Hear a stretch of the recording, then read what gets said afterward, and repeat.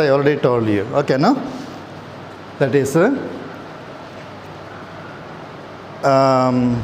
the rites of Christian initiation or the liturgy of Christian initiation before Vatican II, and the second part will be rites of Christian initiation after Vatican II. Okay? So I just put the heading as historical analysis of the rites of rite of Christian initiation, but what we are going to deal is this one, the rites of Christian initiation before Vatican II. Okay? A historical analysis we will be dealing. Then the second part will be the present rite, post-Vatican II ritual of Christian initiation. That is our study. Okay? We will begin with the pre-Vatican II, okay, rites. In that first we shall deal origins.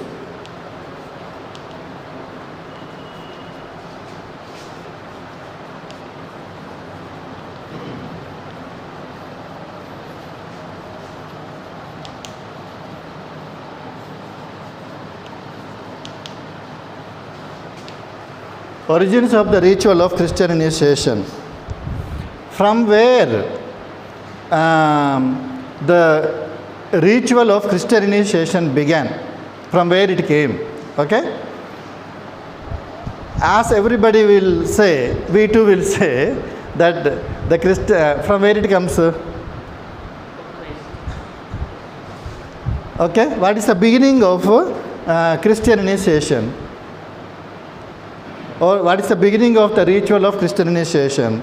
Many argue and many say, truly also, that the ritual of Christian initiation comes from the ritual of baptism by John the Baptist. Okay? Because he himself was baptizing many, and he baptized also Christ. Christ himself got baptized, and from there the Christians also learned to baptize them, all will say. But the problem is, from where did John the Baptist get that idea? Is he the one who started that system of baptizing? Then from where he got it? What was the origin of John the Baptist's baptism? That problem comes there. Okay? And scholars put forward different theories for the origin of baptism by John the Baptist. Okay? Some say it originates from the practice of ritual cleansing.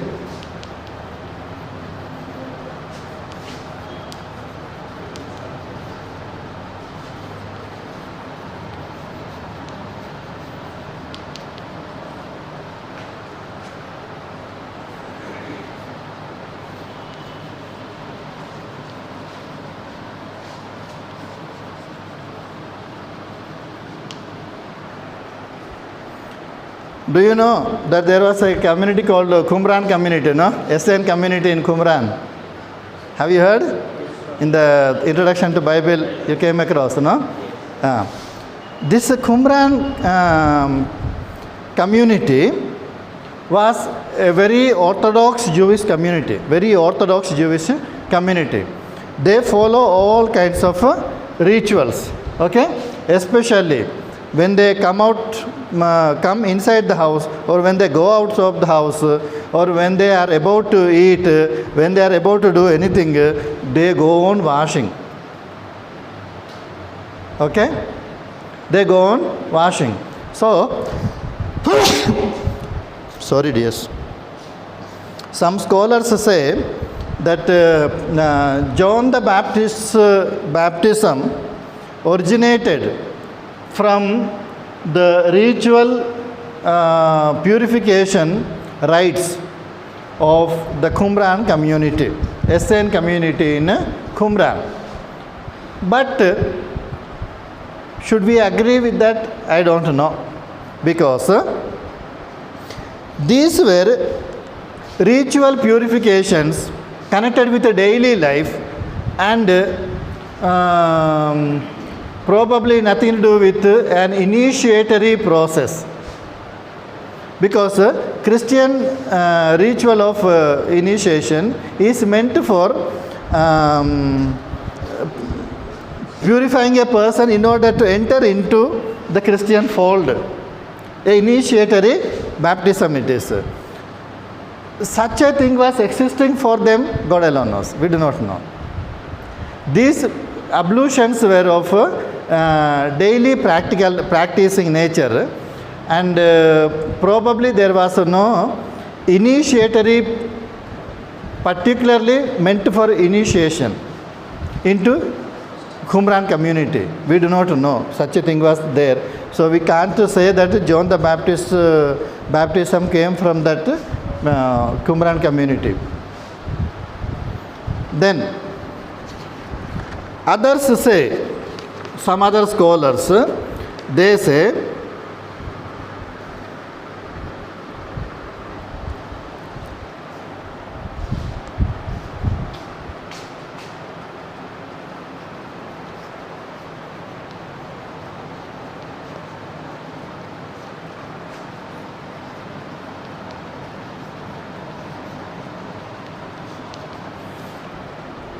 the Jews also had a system of converting others into Judaism by way of baptism. So some scholars say that John the Baptist was influenced by Jewish baptism. But this also disputable, because was this custom of Jewish initiation by baptism existed at the time of John? We do not know, because many scholars say that it is of later origin. After Jesus' baptism and resurrection and everything, during 3rd or 4th century Christian era, that Jews started converting others into Jewish religion by way of baptizing. Before that, it was not, probably was not there. Okay? So, we can't exactly say from where John the Baptist got this idea of giving baptism. It is probably not from Qumran community, probably not influenced by Jewish baptism, because Jewish baptism was of later origin. Okay? But still, then how he got that idea? Even if he started, then from where he got that idea? Okay? That is probably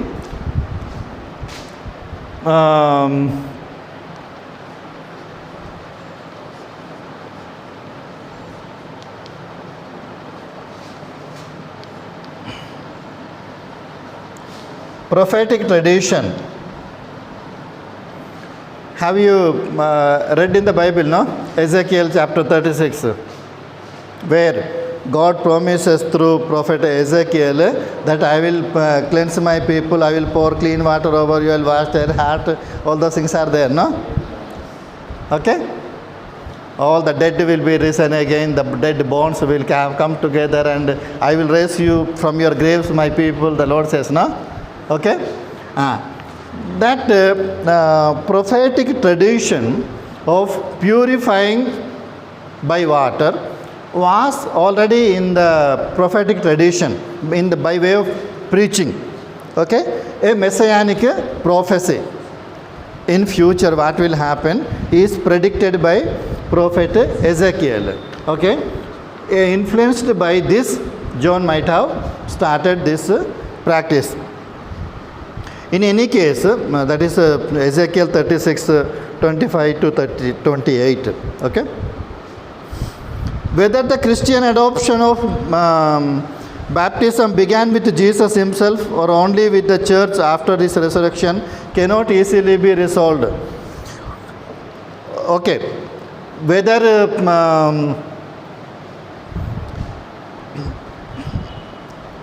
Jesus,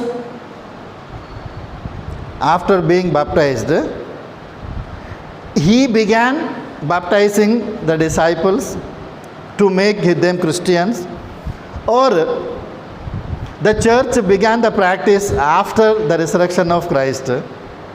What is correct? Huh?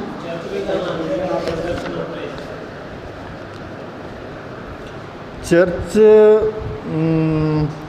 okay, church began after the resurrection, one way it is correct.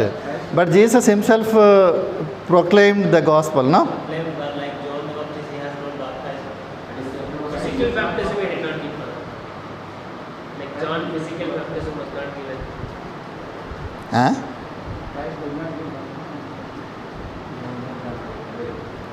In the name of the Father and the Son, you can baptize. All the synoptic gospels speak of Jesus being baptized. Okay? But they don't speak anything about Jesus baptizing others. Whereas John's gospel does not speak about Jesus' baptism, but he does speak about Jesus baptizing.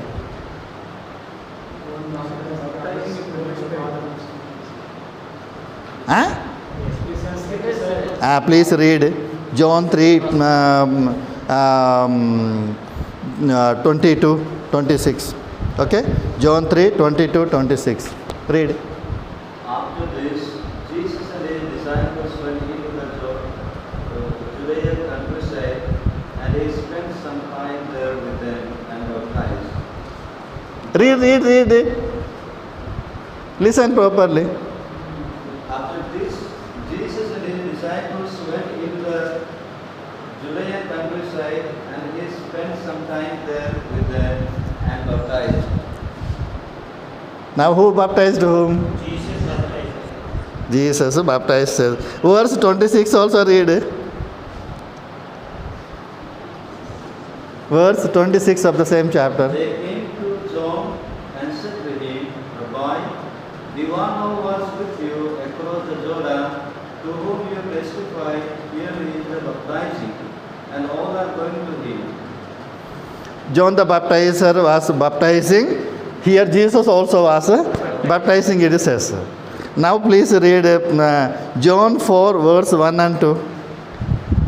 Now, when John Jesus- 4. Yes. Now when Jesus learned that the Pharisees had heard Jesus is making and baptizing more disciples than John, although it was not Jesus himself, but his disciples who baptized, he left Judea and started back to Galilee, but he had to So this much is clear, no? So whether Christian baptism began with Jesus or the church began the custom after the resurrection of Christ, controversy is not very easy to solve. Though we may vehemently argue, no, disciples only did, Jesus never did. But this kind of things are there inside the Bible. Okay? It is a controversial matter here. Okay? John himself clarifies in 4:2 that he himself never baptized anyone. Before that he says Jesus was baptizing. But afterwards he will clarify, it is not he was baptizing, but his disciples. One way we can say that John the Baptist was his disciple, no? If you understand it. Or his own disciples might have been baptizing, but not in the Blessed Trinity, not in the name of the Blessed Trinity, but as a Jewish custom, as John the Baptist was baptizing, Jesus' disciples also might have baptized. May not be a proper baptism as we are understanding it today, and not in the name of the Blessed Trinity, because the Lord commanded that one, gave that formula only at the end. Only at the end of his life, not during the preaching itself he did not say that one. Okay?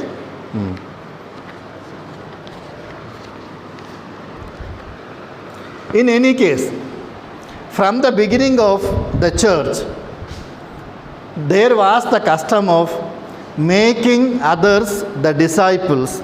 That means initiating others into Christian life by a process of baptism. That was there from the very beginning. What was its exact origin, we do not know exactly. We don't need to break our heads also for that. Enough to understand that there was the tradition of some kind of Christian initiation rituals, whereby the non-Christians are initiated into Christian fold, received into Christian life.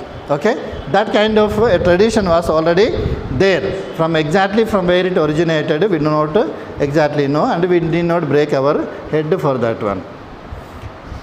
Now we shall see the second point. What does the New Testament speak about Christian initiation? Does the New Testament speak anything about ritual of baptism? Does the New Testament speak of the ritual of baptism or no? Give an example. Matthew 20:28, Jesus says, "Go and baptize in the Father, Son, and the Holy Spirit." Okay. The practice of baptism, does the New Testament speak anything about practice of baptism?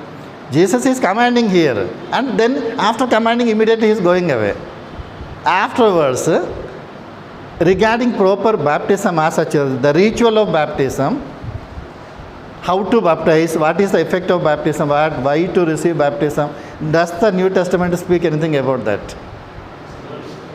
Now first tell me, before going further, first tell me sincerely, how many of you read the Bible at least once? Full Bible, at least once, full Bible. Okay, Old Testament and New Testament. Okay, no? So please, the religious should not make solemn profession before you read the full Bible, at least once. Don't make the profession. Decision right, don't become deacons, don't get ordained as deacons before fully reading the Bible at least once. It will be injustice. Okay, it will be injustice to the vocation. So make sure of, okay, read fully.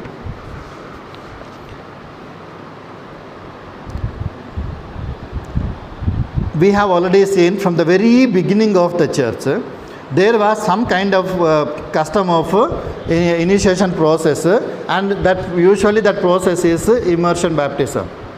Okay, because John the Baptist already had that tradition, and Jesus' disciples seemed to be baptizing, used that same system, and immediately after the resurrection of the Lord and after the Pentecost, Jesus' disciples started baptizing.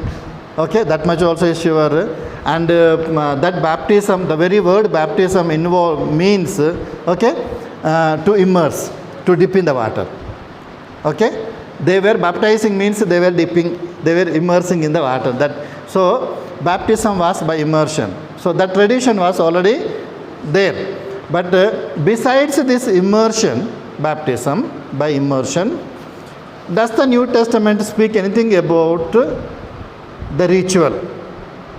Okay, that is our present question. There may possibly have been a preliminary period of instruction before this immersion takes place. Okay, probably. Because you have seen in the present gospel passage which we read, they went to a lonely place, spent some time there with the disciples, then baptized.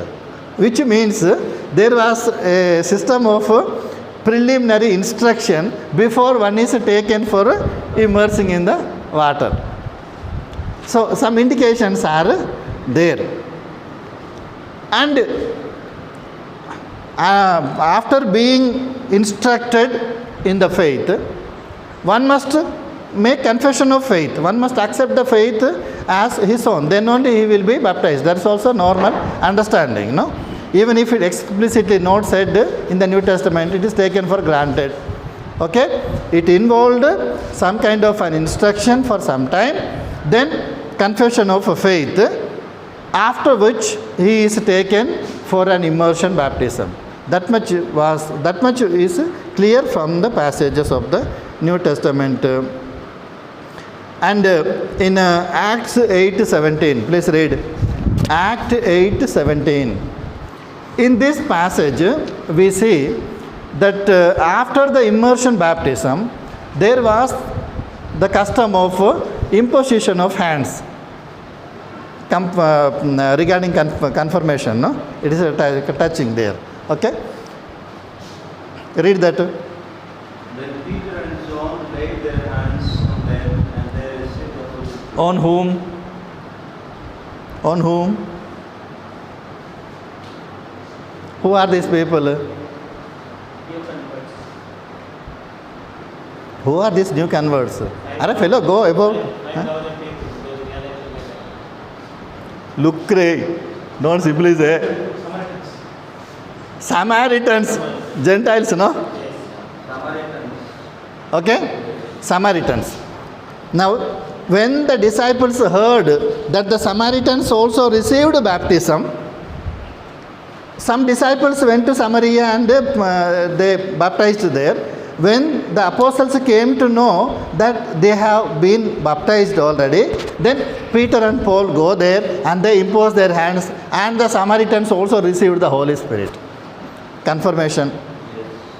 Okay? Confirming in faith which they have already received by baptism. So the sacraments of Christian initiation started developing this way. Okay? But was this tradition of imposition of hands a universal practice? We are not very sure of those things. They were of exceptional situations, probably. Probably it was not a very regular practice, though little bit of understanding was there. Please read Acts of the Apostles 19:5. Acts of the Apostles 19:5. Please read. On hearing this, they were baptized in the name of the Lord Jesus. Continue. When Paul had laid his hands on them, the Holy Spirit came upon them, See, and they spoke. they have also received already baptism. Now Paul is imposing his hands, and then they are receiving the Holy Spirit. Okay? Then please read Hebrews 6:2. Hebrews 6:2. Who wrote the epistle to Hebrews? We have no certain author. Huh? Authorship is questionable for us. Authorship is questionable. What is that? Anyway, Hebrews 6:2. Instructions about baptism, laying on of hands, resurrection of the dead, and eternal judgment. 6:2. So, during the apostolic period itself, okay, there was the tradition of immersion baptism. Before that, there is instruction, confession of faith, there is immersion baptism, and then laying on of hands to confirm them in faith. Okay, this was there, but this laying on of hands by the apostles does not seem to be a universal practice everywhere. Everywhere the apostles must go and give, lay their hands. Such a thing we doubt. Okay? Wherever they could go, they went. That is well and good, fine. We also call our officials, bishops and other things once in a way. Okay? But we do not know exactly this system of calling the apostles to all the baptized in order to lay their hands and receive the Holy Spirit. Was there a tradition? We are not very sure of that one. They are of exceptional situations and exceptional nature. Suppose if it were to be apostolic origin, okay, and if it were to be compulsory, surely the ritual would have mentioned somewhere. Okay?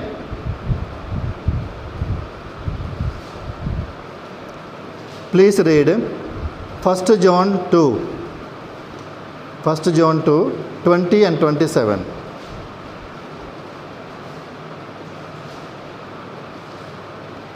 But you have been anointed by the Holy One, and all of you have knowledge.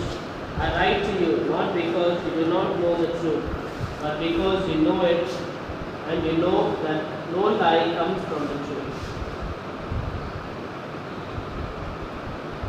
Here we are seeing something like anointing with the Spirit, anointing with the Holy Spirit. Was it indicating, does it indicate any real anointing with chrism or anything? No. Probably, could be. Okay, could be, but does not indicate properly. By the very fact of imposition of hands, when the Holy Spirit descend upon them, it might be indicating that, okay, metaphorically indicating the receiving of the Holy Spirit, and terminology used is anointed by the Holy Spirit. Or is it indicating real anointing with chrism to receive the Holy Spirit? We are not very sure of, but it does indicate that such a practice was there. Okay, anointing with the Spirit, whether it is by way of imposition of hands receiving the Holy Spirit, or by anointing with chrism or any sacred oil indicating the gift of the Holy Spirit. Okay, this concept of anointing by the Spirit for those who are being already baptized was already there. That much we are sure from the New Testament.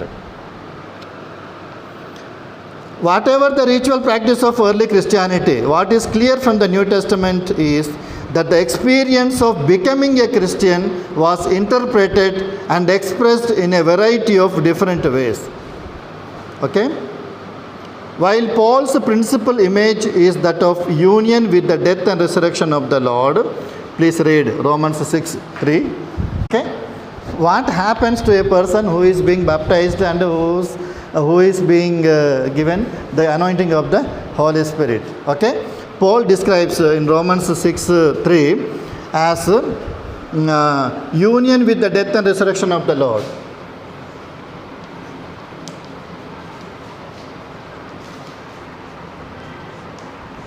Union with the death and resurrection of Christ. Okay? Romans 6:3. Whereas in the Gospel of St. John, John 3:3, read.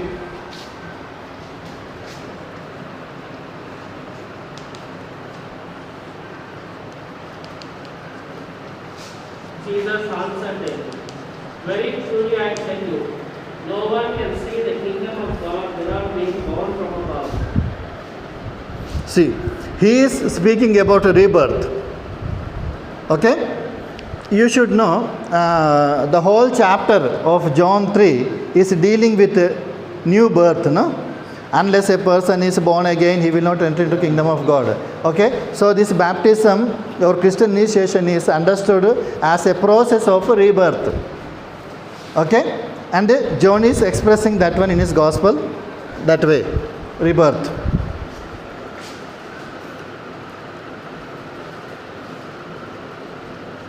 Please read Acts 2:38.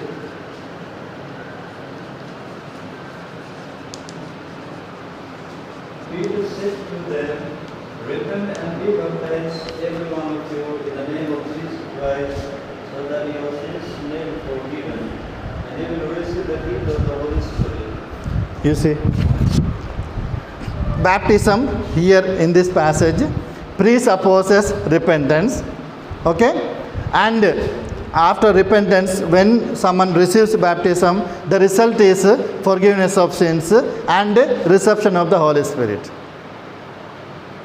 Okay? See, Acts 2:38. And then in some other passages also it occurs the same, that one. The experience is also described as being enlightened. Hebrews 6:4.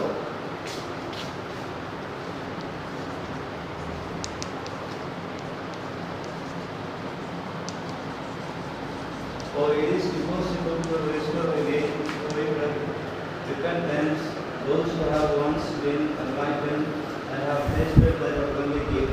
See, by receiving the sacraments of Christian initiation, first of all, one is forgiven, okay? Then one receives the gift of the Holy Spirit.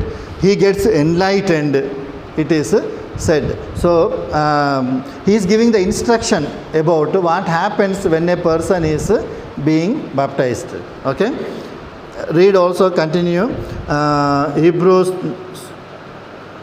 10:32.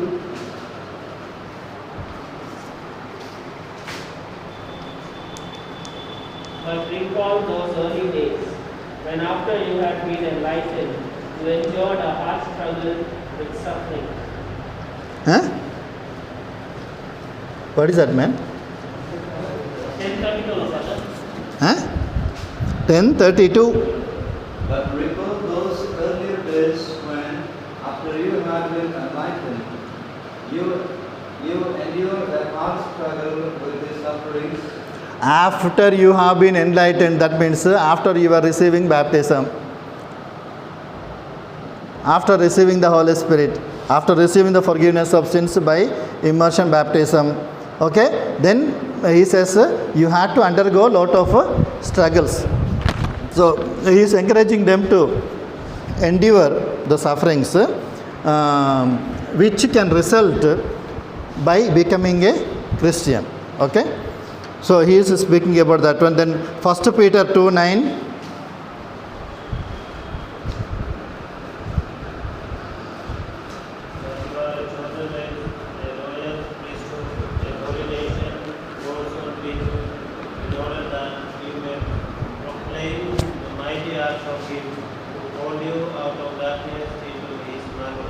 You see, so baptism or the Christian initiation allows a person to shift from darkness into marvelous light.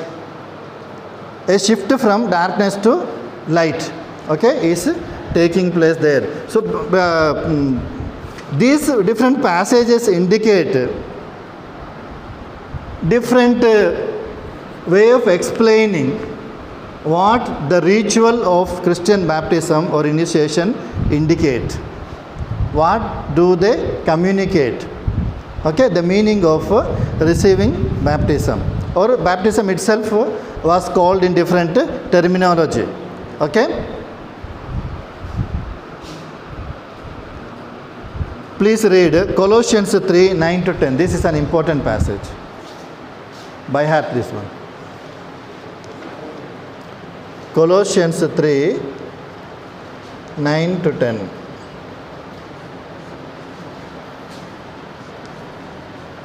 Do not lie to one another, seeing that you have stripped off the old self with its practices, and have clothed yourself with the new self, which is being renewed in knowledge according to the image of its Creator.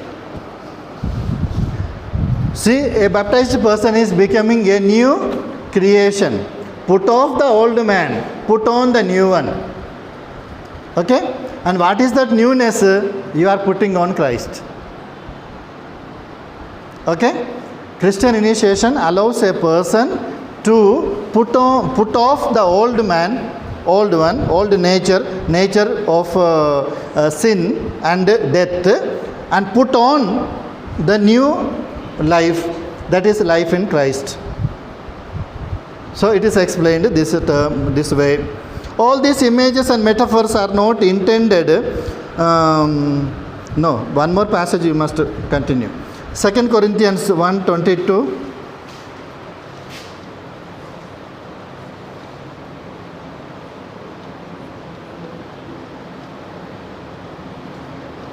By putting his seal on us and giving us his spirit in our hearts as a first installment. Here, seal, okay, baptismal seal is spoken of. Okay? Marked or sealed as God's people. Then Ephesians 1:13, then Ephesians 4:30, then Revelation 7:3, Okay, all these passages speak about being sealed as God's people. Okay, so till now we were not in that fold. Now one who is receiving Christian initiation is being sealed as God's people. That means God is claiming that person as belonging to himself. Okay, when we are being baptized, we are being claimed by God. Okay, and at the moment of our ordination, that claim becomes much more strong. Okay, very specially he is claimed as the completely belonging to God. Okay, because the altar Christus, the priest who is being ordained, no? Okay, since he is changed into another Christ, God claims him completely as his own. That means that person no more belongs to himself but belongs to Christ. Anyway, by Christian initiation, this seal also is taking place, sealed as God's people.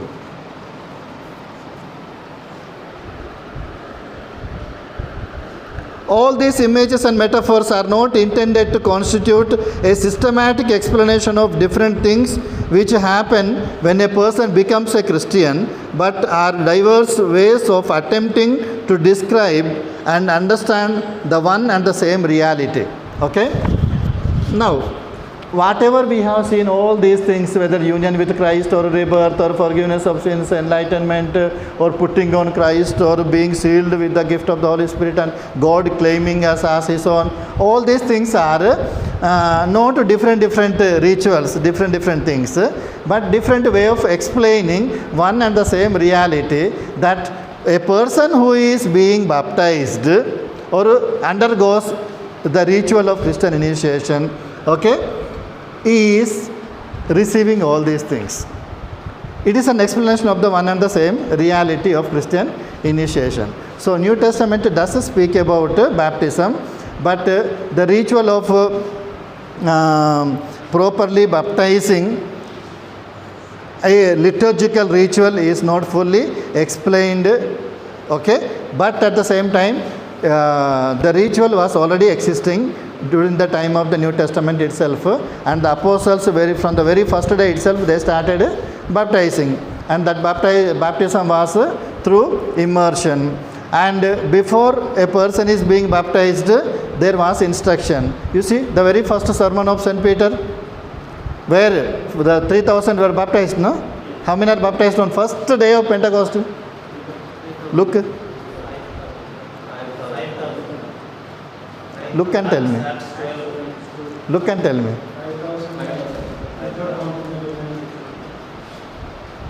Huh? Huh? Very first day of Pentecost.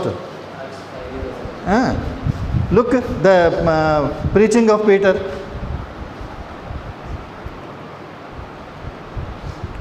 First Acts of the Apostles 1 and 2 chapters.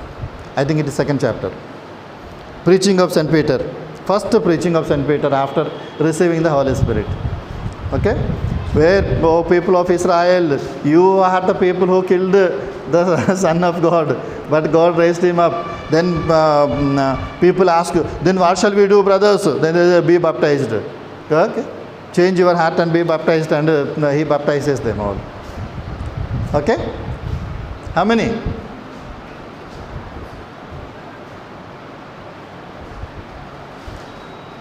Look at the end of preaching of Peter, then you will understand. The last part of the preaching of Peter. After preaching, people ask, what shall we do, brothers? 3,000 persons were added to the community. The very first 3,000 people are being baptized.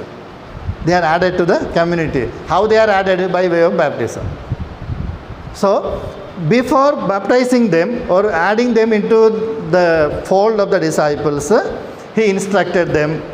He preached first, and then they also accepted the faith and asked, what shall we do, brothers?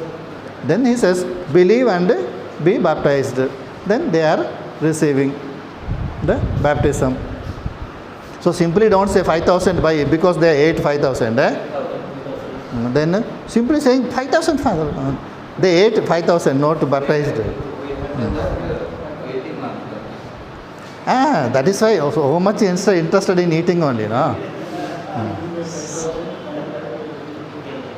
No, there was another occasion where 5,000 are included. That is true. We read that passage. Okay? We already read that passage.